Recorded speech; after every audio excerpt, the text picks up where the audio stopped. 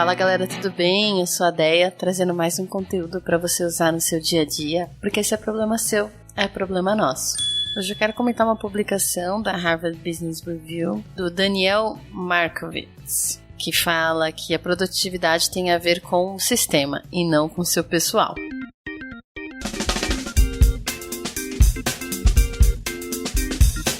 E aí o texto começa dizendo que os líderes estão sempre buscando melhorar a produtividade dos funcionários, inclusive a deles mesmos. Com muita frequência, essa busca não vai além do treinamento de gerenciamento de tempo que é fornecido pelo departamento de RH. Essas aulas abrangem prós e contras do caixa de entrada zero, técnica Pomodoro, matriz de Eisenhower, entre outras, né? Entre outras abordagens que nos atormentam com promessas de pico de produtividade. Dado que as pessoas ainda estão sobrecarregadas pelo trabalho, enterradas nos seus e-mails, incapazes de focar em prioridades críticas, é seguro dizer que esses truques de produtividade simplesmente não hackeiam. E ele traz que o problema não está na lógica intrínseca de nenhuma dessas abordagens. É que elas não explicam o simples fato que a maioria das pessoas não trabalha isoladamente. Elas trabalham em organizações complexas, definidas por interdependências entre pessoas. E muitas vezes são essas interdependências que têm o maior efeito na produtividade pessoal. Então ele até fala que você pode ser um ninja dos e-mails, mas que ainda mais agora com as mensagens instantâneas do tipo Twitter, LinkedIn, Slack, entre outras ferramentas de comunicação, você nunca será rápido o suficiente para lidar com toda a comunicação que você recebe. Fora o fato de não adiantar você categorizar as suas atividades como urgentes, importantes, porque elas vão desmoronar quando o CEO vier e pedir para você fazer alguma coisa imediatamente. E aí ele cita Edward Deming, dizendo que Deming já dizia que 94% da maioria dos problemas e das possibilidades de melhoria pertencem ao sistema e não ao indivíduo. E aí ele complementa, dizendo, eu diria que a maioria das melhorias de produtividade também pertencem a ela, ao sistema. Então ele traz algumas contramedidas que ele acredita que ajudariam. O primeiro é classificar seus amontoados. Então, ele diz que muitas organizações que são altamente produtivas criaram um sistema de reuniões diárias em camadas, com uma sequência de escalonamento clara para todos os problemas. Então, a primeira reunião é composta por trabalhadores da linha de frente, começa no início da jornada. A próxima reunião, composta por supervisores, ocorre 30 minutos depois. Então, os gerentes se reúnem 30 minutos depois, seguidos pelos diretores, vice-presidentes e, finalmente, pela equipe executiva.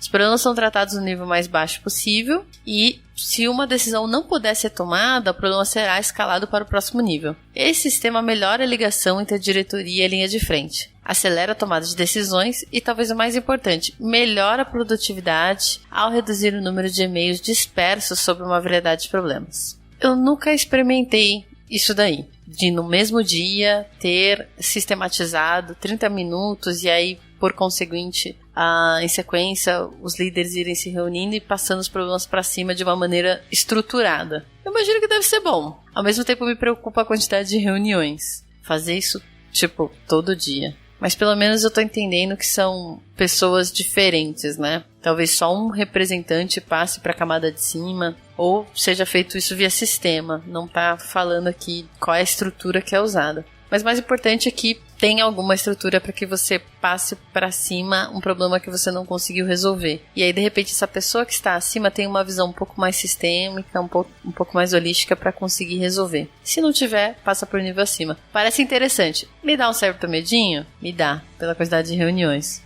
Mas se alguém já experimentou, aproveita e comenta pra gente lá no nosso backstage, k21.link/lovetheproblem, ou na nossa comunidade do Telegram também. Vamos para a segunda contramedida. Ele traz: torne o trabalho visível. Aqui os cambazeiros ficam loucos, fica na alegria.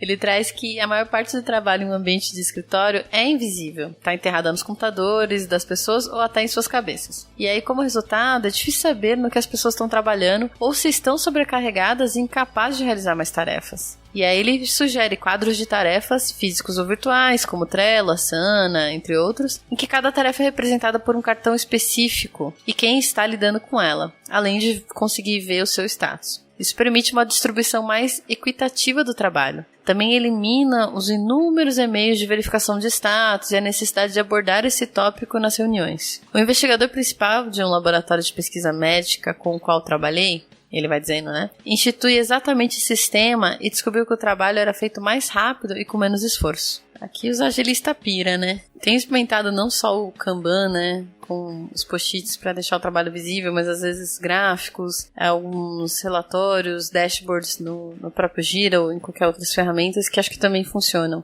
Acho que a ideia de deixar visível é que a gente possa olhar, entender o que é que está acontecendo, não ficar interrompendo toda hora as pessoas para perguntar e aí, como é que estão as coisas? Porque é só bater o olho num gráfico, num relatório que tu vê, num Kanban. Ao mesmo tempo você consegue, com alguns dados, tomar decisões, né, em grupo. Então, olhar para esse trabalho que está nesse dashboard, nesse Kanban, em grupo, e se perguntar como que a gente pode reagir em cima daquilo. E se tem necessidade de reagir em cima daquilo ou não. E aí, acho que não dá tempo de comentar, né, mas para quem já conhece e para quem não conhece, dá para você ter uma série de informações, né? A quantidade de trabalho que está em andamento ao mesmo tempo, os trabalhos estão impedidos, dependendo da informação que você coloca lá no card, você consegue saber há quanto tempo aquele item tá parado, em que fase costuma mais travar, ou em que fase eu costumo esperar, e se tem dependência com outros times. E aí, em cima disso, você pode entender alguns padrões e trabalhar para melhorar algumas fases do seu fluxo. Aqui no Lab do Problem a gente já falou várias vezes de Kanban, de fluxo, de métrica, de tanta coisa, que eu não consigo nem dizer um episódio para vocês acompanharem. Mas dá uma olhadinha que com certeza vai ter mais informação aqui para vocês.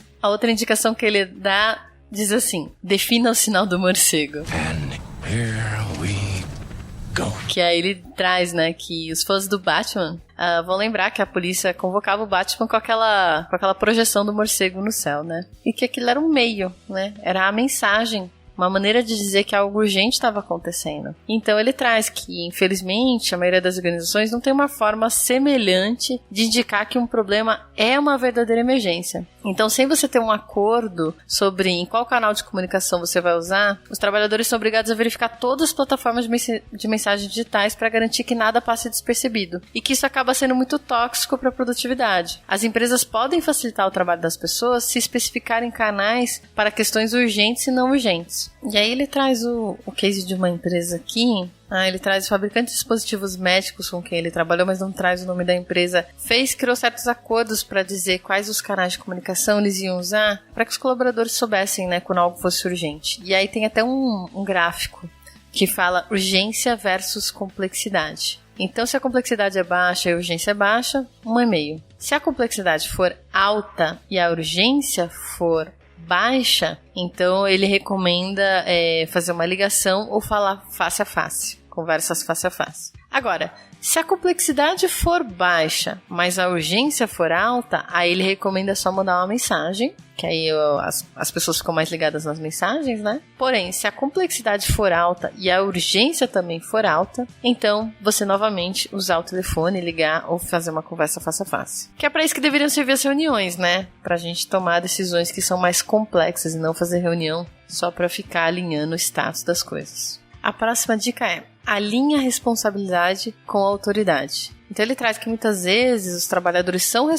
responsabilizados pelas tarefas, mas não têm autoridade para entregar os resultados. E que esse desalinhamento leva a frustração, estresse e sobrecarga. E ele traz um exemplo de uma empresa de calçados de $500 milhões com a qual ele trabalhou. E aí o fundador e CEO, que estava afastado há muito tempo do desenvolvimento de produtos, decidiu que não gostava de um estilo de calçado específico que a sua equipe de produtos havia projetado. E esse CEO mandou desviar esse container que estava a caminho dos Estados Unidos com sapatos no valor de $400 mil para a África, onde ele descarregou tudo com prejuízo financeiro. E o vice-presidente de desenvolvimento de produtos, que é quem é responsável por isso e deveria ter autoridade, não estava apenas desmoralizado, né? Ele teve que se esforçar no último minuto para ajustar a decisão desse CEO. Então ele traz, né, que a regra é simples. Se um funcionário é responsável por um resultado, ele deve ter autoridade para tomar as decisões necessárias, sem ser forçado a receber uma sequência infinita de e-mails, reuniões ou apresentações. Então, nesse caso, o CEO é foda, né? O cara estava acima, tomou uma decisão e tirou totalmente a autoridade do cara que era responsável pelo produto em si, por quem projetou e decidiu que o produto deveria ser do jeito que era. Aí quanto dinheiro perdido, quanto retrabalho, quanto estresse, quanto frustração. É muito complicado. Então ele traz um exemplo de uma outra empresa de manufatura que diz que distribuiu essa autoridade. Então que os funcionários poderiam tomar decisões que eram de baixo risco por conta própria e que aprovações eram apenas necessárias em decisões que tinham risco maior. Acho que tem uma questão de realmente alinhamento e criação de acordos, né? De qual é o meu papel e quais são as minhas responsabilidades. Quais são os tipos de coisas que eu preciso pedir aconselhamento até a aprovação de quem está acima, né? Então existem diversas formas de fazer isso, desde a definição de responsabilidade de papéis, você trabalhar com níveis de delegação, mas é importante você sempre desenvolver a autonomia das pessoas que estão na sua empresa, porque aí elas vão poder, por si próprias, tomarem decisões mais rápidas e poderem se ajustar e se adaptar de uma maneira mais rápida. Se você quer ouvir um pouquinho mais sobre autonomia, tem um episódio 12 do Love the Problem, que eu vou deixar nas referências sobre autonomia, lá no nosso backstage. Também vou deixar o do Vamos Fazer Diferente, que também faz parte da nossa rede podosférica, que também fala sobre autonomia para vocês. E aí o artigo termina falando que essa busca por produtividade individual, ela é saudável e vale a pena. No entanto, a menos que você trabalhe de forma independente, fora de uma organização, os benefícios da maioria desses truques são limitados. Então, para causar um impacto real no desempenho, você precisa trabalhar no nível do sistema. Também vou deixar aqui a indicação do podcast Segue o Flow, também está na nossa rede podosférica, que está com uma temporada nova, está comentando o livro Pensando em Sistemas, da Donella Meadows. Então, praticamente, a temporada inteira vai falar sobre essa questão, né, de sistemas, né, da produtividade conectada a sistemas e não só ao trabalhador, tá bom? Essa diquinha aqui até fui confirmar com o Lula, querido, para dar para vocês. Então, todas as dicas estarão lá no nosso backstage, k21.link/lovetheproblem. Espero que vocês tenham gostado e tragam mais sugestões pra gente que vocês queiram ouvir. Um beijo grande!